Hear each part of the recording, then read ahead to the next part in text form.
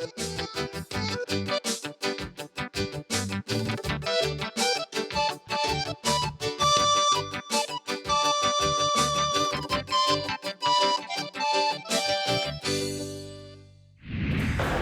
I'm Jennifer Baing. Welcome to the Slow Food series. We're here in Turin at the Slow Food Salone del Gusto Terra Madre event, and we're going to be trying some of the tastes and flavors from the Americas, from Europe, from Africa and Asia, Oceania, and also of course some foods from Italy. Come with me as we enjoy the sights, sounds and flavors of slow food. Hi, I'm here with Marcelo from the Brazil Slow Food stand, and he's just going to go through some of the products that they've got here from Brazil. Okay. Thank you. Guaraná is a native fruit from Amazonia, and you don't find guaraná plants growing spontaneously. It's been domesticated for many years, and Sateremaué is the owner of the most ancient plants of guaraná in all the world. They take the fruit, they dry it, they smoke it, and they make these sticks so they can use it during the whole year. They grate it, they put it water, they eat it with fruits, and it's very energetic. It's part of the cosmology. The guaraná plant, it's born with Sateremaué community. They are glued together. They also do native honeys. They have a very nice project to bring back this kind of honeys. Oh, there's a really strong smell coming off this honey. It smells a little bit like a vinegar almost. Let's have a taste and see what it's like.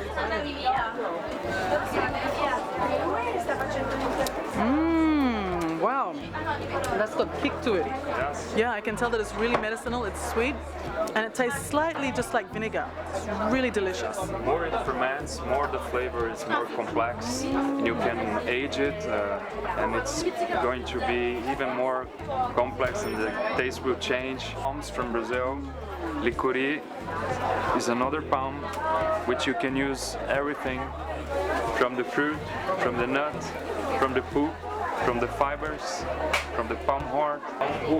Okay, let's taste this umbu jam.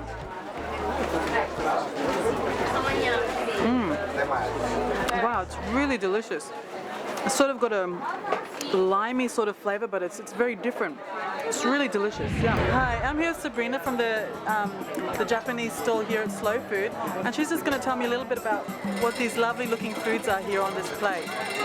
So here we have Japanese ingredients.